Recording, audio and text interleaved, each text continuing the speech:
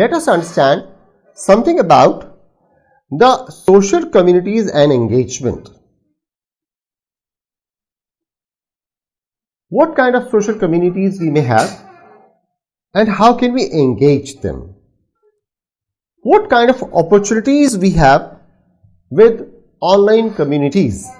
So, the opportunity we have for promoting and selling goods and services, building relationships with the customers, like after sales service, like encouraging them to talk more about the product, like handling them so that they may use the product in an efficient manner, learning customer perception by listening to their conversations. Now just be observant, be there and listen to them, soliciting ideas for new products and services from the customers. Now this soliciting ideas is also something known as crowdsourcing.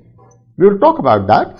So soliciting ideas from the customers about the products, providing support services to customers by answering questions, providing information and encouraging customers to share their positive perceptions with others. This can also be used for identification and interacting with prospective customers, suppliers, partners and collaborators.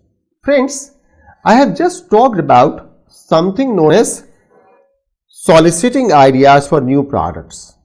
And I said that this is something known as crowdsourcing. What is this crowdsourcing? This is leveraging power of people. How it works?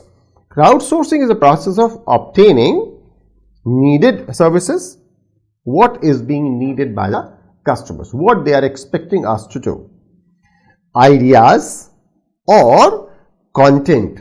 How? By soliciting contributions from a large group of people. Now they will let you know what should you do. Boardofinnovation.com is a website which is in a position to help you in this regard.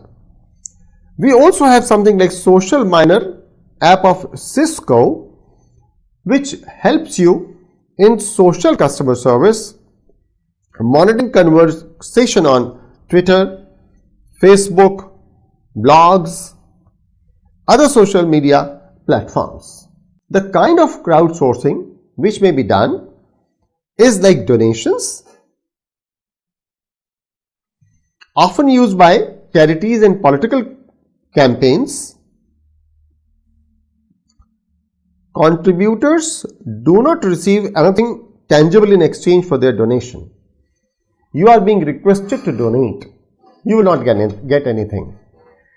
Just the knowledge that they are supporting a cause they likely like or believe in.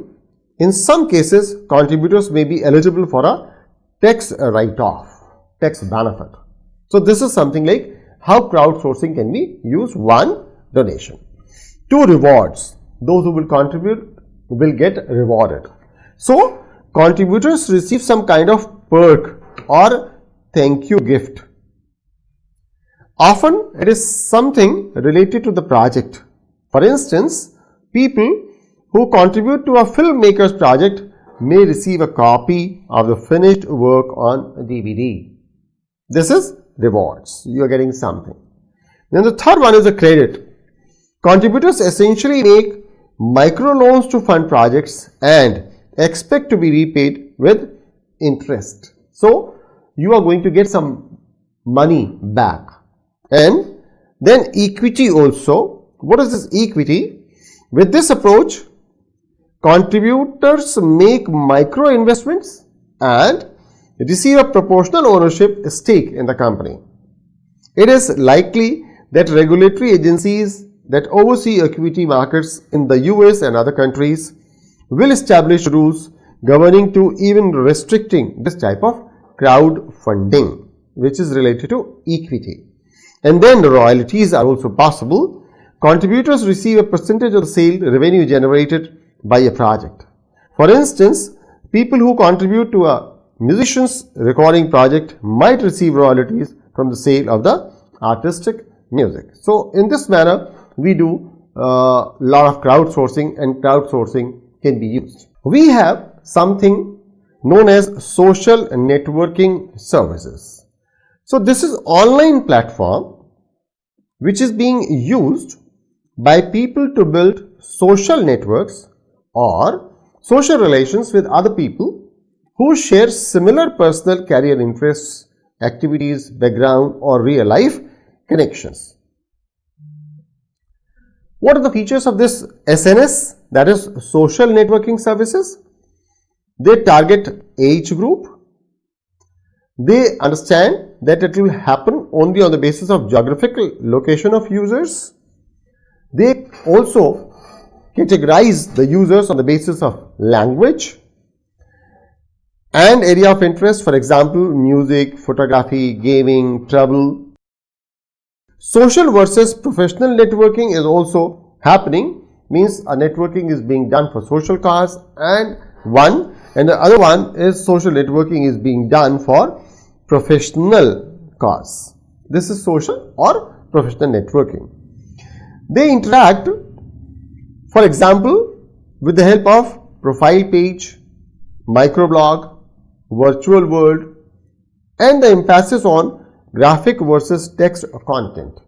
You should give something which is really attractive for others. So this is the interface of the persons going for social networking, and the service provider should provide such facilities.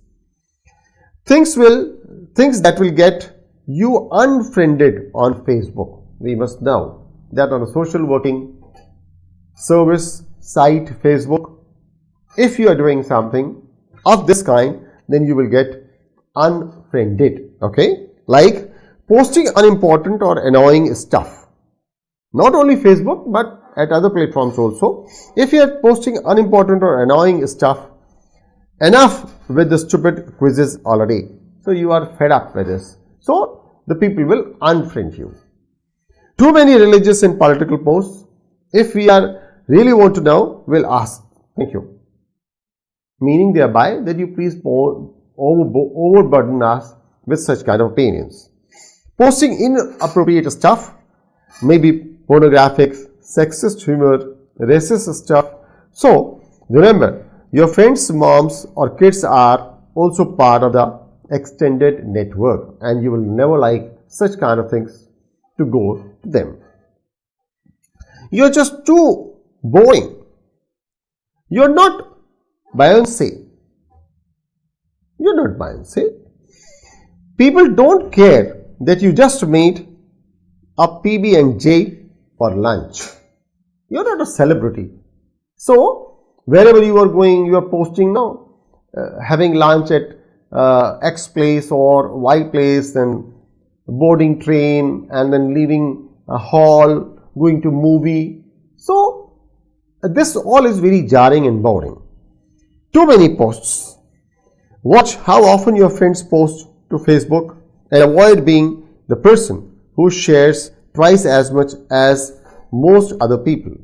Mind it that within the group, your posts should be appropriately balanced with the posts of other persons in the group.